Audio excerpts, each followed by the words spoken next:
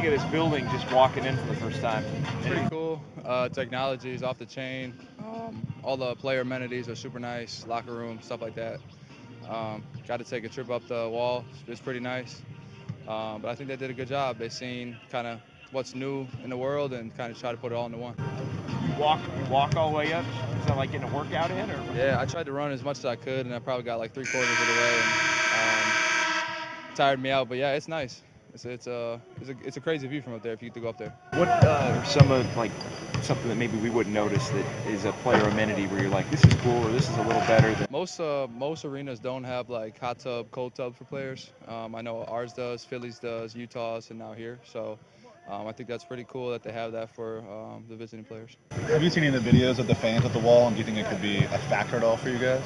I mean, just the fact that the visiting team gets to choose which side, we start on. I think every team's going to start this way.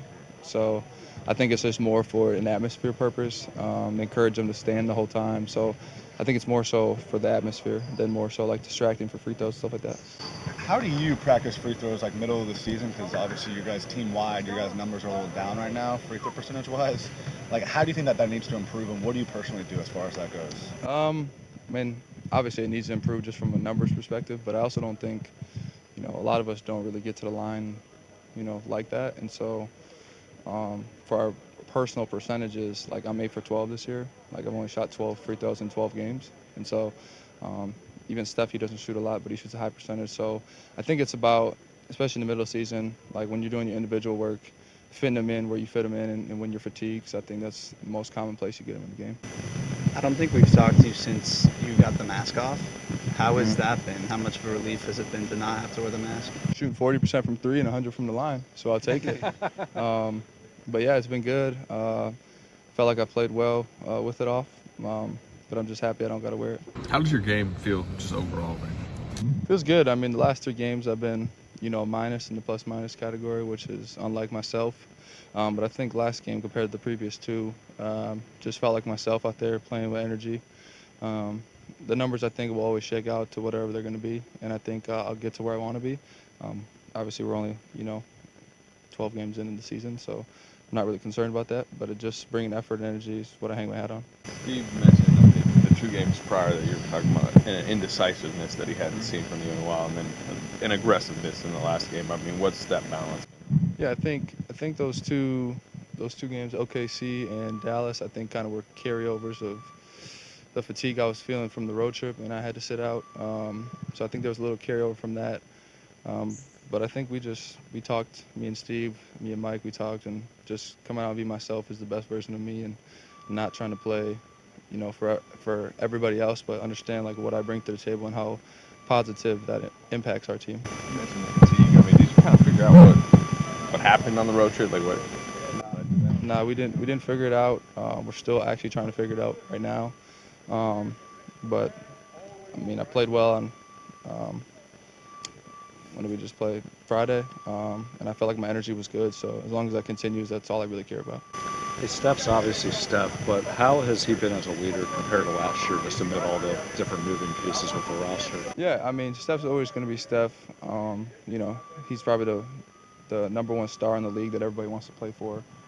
He brings guys with him. He doesn't see himself as superior to everybody else, even though he's, has every basketball accolade you can imagine. So he does a good job of, obviously inspiring the guys who've been here, but the new guys, D'Anthony, Buddy, Kyle, Lindy, all 4 of those guys he's brought up and just told them to be themselves, and you've seen it in their play. And so he never wants to take anything away from anybody else and what they bring to the table. So I think that's the best part about him, that he brings everybody with him and doesn't try to, show his superiority over anybody. Brandon, what did you guys learn in the games you had to play without him? That we can win, that we're good enough, we're deep enough. And so obviously we want to have Steph out there, but if there's a time where, maybe he rests on a back-to-back or he sits out because he has an injury of some sorts, we have that confidence that we can beat, anybody. And so I think last year we didn't win a game without him, and now this year we're 3-0 without him already. So I think it just gives us the confidence, and Steve knows that we have, 12 to 14 guys on a given night that can play. So if, right now D'Anthony's out, how do we fix that? We've won without him now too, and so just whoever's out. When I was out in Boston, everybody stepped up and we won. So I think it's just our numbers are holding true, and it's going to work. These guys are one of your only 2 losses. What are the adjustments against Tyloo's defense? Yeah, I think this loss and the Cleveland loss, we turned the ball over 20-plus times, and I think that's the common denominator. When we don't turn the ball over, we win a lot of games because our offense, it hurts our defense, and then vice versa. When you're taking the ball at the net, it's hard to get and play against half-court defense every time. And so I think it just, plays off one another. If we don't turn the ball over, we know we're going to get stops because we're a really good defensive team, and then allows us to play in transition where we flourish. Wiggs, you were one of the primary defenders on Harden, and you guys checked into 4 for 15. How do you feel like you guys did on him defensively? I feel like we did all right. He wasn't scoring a bunch, but he was making plays. He was getting his teammates involved, kind of just controlling their their offensive flow. But I feel like we did an okay job. You've played James Harden teams a lot throughout your career. What are some of the challenges that go into defending that kind of system where he has the ball a lot and they run a ton of pick and rolls? It's tough. He's a very smart player, and it has a lot of good assets. He's a great shooter, playmaker, can pass his ass off, and he can someone that can take over a game. In a lot of different ways. So, every time going up against him, it's tough. You got to make it hard on him, and, you got to bring your A game. Andrew, you guys struggled tonight at the free throw line. Obviously, it's been kind of a season-long thing as a team.